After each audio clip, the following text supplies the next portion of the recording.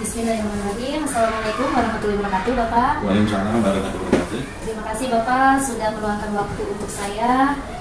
Di sini saya ingin menjalankan pelaksanaan tugas tentang demonstrasi kontekstual mengenai pengambilan keputusan berbasis nilai-nilai kebajikan sebagai seorang pemimpin dalam menjalankan keputusan dilema etika sebagai seorang pemimpin.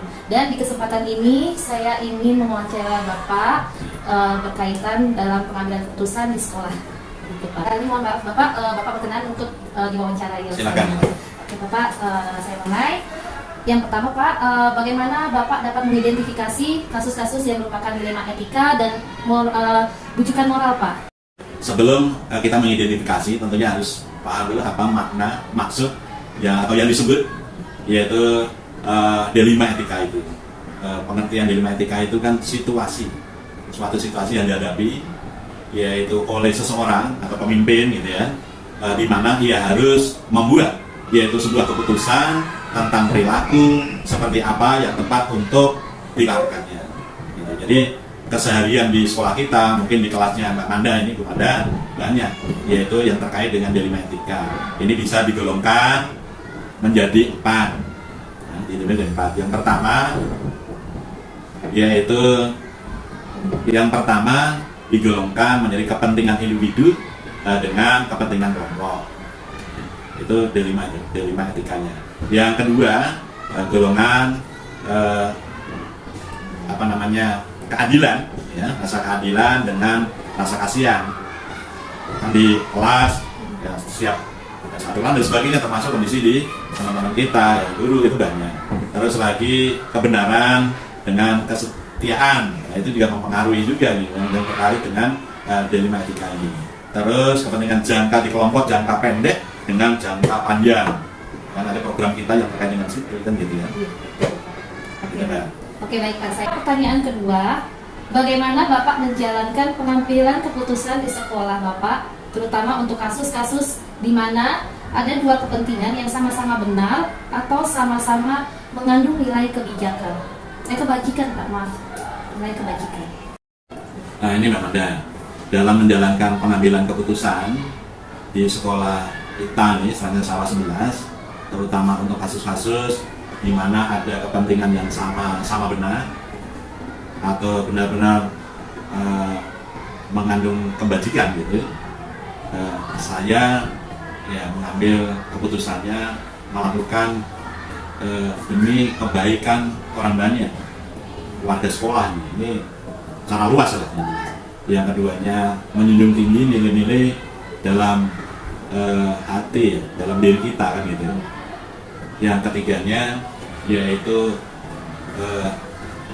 yang berdampak dengan rasa peduli, rasa memiliki. Jadi semua warga sekolah ya harus peduli dengan sekolahnya, juga harus ada rasa memiliki sekolah kita. Baik Pak. Pertanyaan berikutnya Pak, langkah-langkah prosedur, langkah-langkah atau prosedur seperti apa yang biasa Bapak lakukan selama ini? Jadi gini hubungannya bahwa langkah-langkah atau prosedur yang biasa lakukan dalam menangani tentang dilema etika itu, yaitu kita harus mengenali bahwa ada nilai-nilai yang saling bertentangan dalam situasi kondisi itu. Yang kedua, menentukan siapa yang terlibat dalam situasi kondisi itu. Terus menyimpulkan, yaitu fakta-fakta yang relevan dengan situasi yang terkait dengan etika atau etika moral itu ya. Terus pengujian benar dan salah ya. Terus pengujian benar lawan benar, karena memang itu kondisinya ya ini benar salah benar kan gitu ya, kan kita harus pertimbangkan juga. Terus melakukan prinsip resolusi, prinsip-prinsip resolusi. Terus investigasi trilema ya, itu ada 3 gitu kan, ada 3 macam.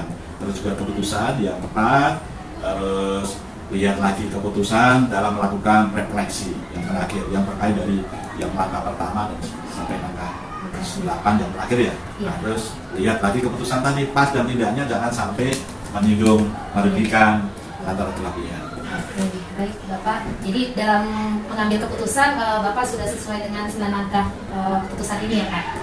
Ya harus, paling tidak harus mendekati, harus kita putuskan. Oke, baik. Terima kasih. Baik Pak, jadi selanjutnya pertanyaan keempat, hal-hal apa saja yang selama ini Bapak anggap efektif dalam mengambil keputusan pada kasus-kasus dilema etika? Yang saya ambil bersama tim ya, sama 11 itu, ya kan harus ini ada 3 nih. Yang pertama yaitu berbasis hasil akhir. Ini melalui musyawarah, termasuk di kelasnya Bu Manda sendiri kan kadang-kadang ada situasi yang dibutuhkan dengan cara musyawarah. Nah, termasuk saya juga sama gitu ya. Kadang-kadang kan ada permasalahan kasus itu yang disampaikan dengan saya, kita sampaikan seperti itu. Jadi yang kedua yaitu berpikir berbasis peraturan. Ya kan ada aturan baku yang kita musyawarahkan di awal, yang kita diskusikan, yang ditulis dalam buku dan sebagainya. Ini yang saya pakai. Yang ketiganya kita berpikir rasa peduli. Ya. Ini dengan hati sanubari lah dari kita. Yang tentunya juga tidak asal hati kita belum tentu sama dengan hati teman-teman. Ya. Yang jelas keputusan apa itu namanya jangan sampai menyinggung dan merugikan banyak orang. Nah sebenarnya bisa juga nih, kan ada keputusan itu bisa juga diambil dari hasil intuisi kita nih, yang pas di mana supaya nggak menyinggung dua-duanya kan gitu ya. Baik, Pak. Oke, baik Pak. Jadi Pak, pertanyaan berikutnya, hal-hal apa saja yang selama ini merupakan tantangan dalam pengambilan keputusan pada kasus-kasus dilema etika Pak? Ya, ini Mbak Manda, bahwa tantangan dalam pengambilan keputusan pada kasus-kasus dilema etika itu ya memang ada gitu ya. Karena kesulitan saya atau pimpinan gitu ya dalam pengambilan keputusan itu terkait dilema etika ini diantaranya disebabkan oleh nilai-nilai dan budaya masyarakat yang terkadang terasa kabur atau semu ketika dihadapkan pada nilai budaya yang lain. Maka kita tentunya harus punya rasa yang bijak, terus butuh juga kreativitas dalam memutuskan itu supaya tidak menyinggung, ya. Terus tidak yang tadinya orang ini semangat, kalau kita salah memutuskan bisa aja malah mematikan motivasinya. Ya. Oke, baik Pak. Jadi Pak yang keenam, apakah Bapak memiliki sebuah tata kala atau jadwal tertentu dalam sebuah penyelesaian kasus dilema etika? Dan apakah Bapak juga langsung menyelesaikan di tempat atau memiliki sebuah jadwal untuk menyelesaikannya? Bentuk atau prosedur apa yang Bapak jalankan? Ya, yang jelas ini, kalau ada permasalahan tentunya harus segera diselesaikan supaya itu tadi dua-duanya enak. Kalau ada permasalahan harus segera. Yang kita juga harus punya, saya harus punya juga permasalahan dihadapi oleh guru, dihadapi oleh orang tua yang ada di komunitas kita, termasuk murid itu banyak. Gitu, makanya pasti ada lah gitu. Makanya di saat-saat briefing, saat-saat diskusi, saat-saat kita rapat, kita masukkan, kita selipkan di dalamnya itu. Yang tadinya yang ada permasalahan merasa terbuka di situ. Iya, baik Pak. Apakah ada jadwal tertentu Pak untuk diskusi misalkan ada permasalahan setiap ini harus rutin, jadwal rutin misalkan untuk sharing apa segala macam? Kan kita udah punya tim kan yang namanya melalui KKG kelas. Kita fungsikan kelompok kerjanya yaitu koordinator KKG kelas. KKG kelas kita ini kan ada kelas rendah, kelas tinggi. Ya. Terus ada tim kreatif yaitu adiwiyata, ada tim ramah anak, ada pokja-pokja dan lain sebagainya. Permasalahannya ada dari situ juga bisa diselipkan di dalam pertemuan. Terus setiap Senin habis upacara kita ada briefing. Ya. Hari Jumat kita briefing juga. Awal bulan kita briefing dan akhir bulan kita evaluasi. Ya. Jadi jadwalnya setiap Senin setelah upacara kan, terus lagi Jumat briefing Jumat. Ditambah lagi tadi yaitu evaluasi kegiatan setiap akhir bulan. Oke, baik. Jadi yang berikutnya Pak yang ketujuh, adakah seseorang atau faktor-faktor apa yang selama ini mempermudah atau membantu Bapak dalam pengambilan keputusan dalam kasus-kasus dilema etika Pak? Ya ini ya Bu Manda. Jadi siapa yang membantu ya mempermudah atau ada faktor-faktor yang selama ini mempermudah membantu saya dalam pengambilan keputusan ini tentunya juga ada antara lain kan pembina, kita punya pembina, contohnya pengawas. Jadi kalau yang berkaitan yang tinggi ya mungkin kita konsultasi juga dengan pengawas, dengan kasatlan. Kalau yang ringan kita juga bisa bantu juga dari wakil kepala sekolah, kita punya wakil kepala sekolah, diskusi. Terus tim, ya, wali kelas, koordinator, KKG kelas kan juga tim. Ya, gimana untuk mengasintai supaya tadi tidak merugikan semuanya. Ada juga yang kita juga membantu lagi ya Pak, yang kait dengan orang tua ini. Kan kita juga butuh komite. Gitu. Jadi tim-tim yang dari sekolah kita manfaatkan juga untuk dalam mengambil keputusan saya supaya tidak menyimpang jauh sesuai harapan gitu ya, yang tidak merugikan semuanya. Iya, oke, baik Pak. Jadi Pak yang ke-8 Pak, dari semua hal yang telah disampaikan, pembelajaran apa yang dapat Bapak petik dari pengalaman Bapak mengambil keputusan dilema etika ini Pak? Ya, ada pembelajaran yang dapat saya petik dari pengalaman saya dalam mengambil keputusan dilema etika itu, saya harus memiliki keterampilan ya, pengambilan keputusan yang baik. Terus sebagai pemimpin dalam mengambil keputusan berbasis etika ini harus sesuai dengan visi, misi yang tentunya harus berpihak kepada siswa kita, pada guru-guru, tentunya masyarakat ya, orang tua ya, yang terkait dengan kita ya. Terus berbudaya budaya positif dan nilai yang penting tentunya, sehingga prinsip-prinsip dasar menjadi acuan untuk mewujudkan lingkungan sekolah yang selalu positif, terus kondusif, aman, nyaman, yang tentunya akan menggairahkan murid-murid kita terlihat termotivasi, bakatnya, harapannya akan tercapai sesuai harapan dari Kementerian Pendidikan, yaitu menjadi pelajar Pancasila. Terus sesuai juga dengan sekolah kita, SDN Sayang Sawah 11 kan komitmen, yaitu siap menjadi sekolah yang berkarakter, terdisiplin, berbudi luhur, serta hijau, bersih, kreatif, berprestasi, aman, nyaman, dan menjadi sekolah yang ramah anak. Terima kasih Bapak atas waktunya dalam kegiatan wawancara ini. Semoga kedepannya kita dapat mengambil keputusan demi tujuan peserta didik kita ya Pak, agar dapat lebih berkembang berdasarkan profil pelajar Pancasila ini ya Pak. Saya pamit izin untuk kembali ke ruangan Pak. Terima kasih. Assalamualaikum warahmatullahi wabarakatuh. Waalaikumsalam warahmatullahi wabarakatuh. Semoga sukses. Terima kasih Pak. Iya, terima kasih Bu Yuli sudah meluangkan waktu untuk berkenan saya wawancarai. Jadi tujuan saya di sini, saya mendapatkan tugas tentang demonstrasi kontekstual mengenai pengambilan keputusan berdasarkan nilai-nilai kebaikan. Kita langsung saja ya Bu Yuli. Oke, silakan. Dan pertanyaan pertama, bagaimana Ibu dapat mengidentifikasi kasus-kasus yang merupakan dilema etika atau rujukan moral? Ketika kita menghadapi situasi dilema etika, kadang kita berhadapan dengan hal yang dasar yang bertentangan dengan cinta, kasih sayang, toleransi dan sebagainya. Ada empat makna yang saya gunakan dalam hal ini adalah satu, individu lawan kelompok, saya bukan yang individu lawan kelompok. Yang kedua, keadilan lawan kesaksian. Yang ketiga, kebenaran lawan kesetiaan. Yang keempat, jangka waktu pendek dan jangka waktu panjang. Ya, Ibu. Iya. Selanjutnya, bagaimana Ibu menjalankan pengambilan keputusan di sekolah Ibu, terutama untuk kasus-kasus di mana ada dua kepentingan yang sama-sama benar atau sama-sama mengandung nilai kebaikan?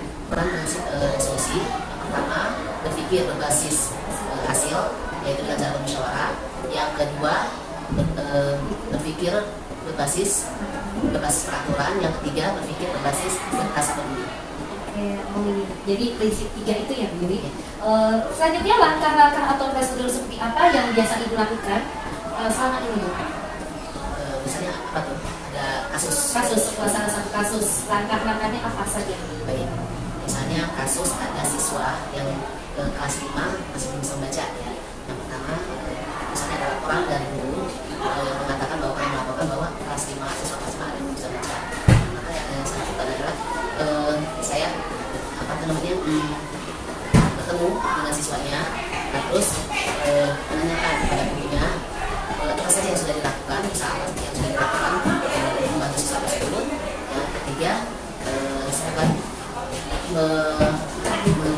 mengambil keputusan bahwa guru tersebut apa yang sudah dilakukan, terus kembali memberikan batas waktu ya dalam keputusan itu dengan prinsip 3 salah satunya apa ya Ibu?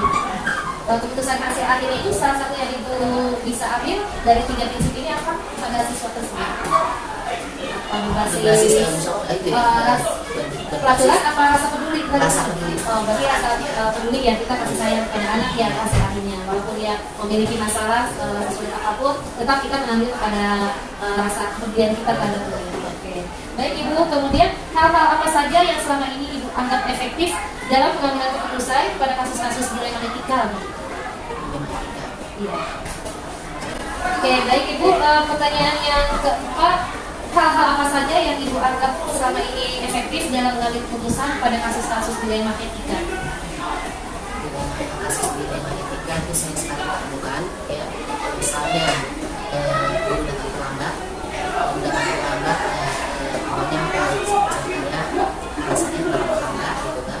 Terus dia menyampaikan alasannya, itu akan ada dilema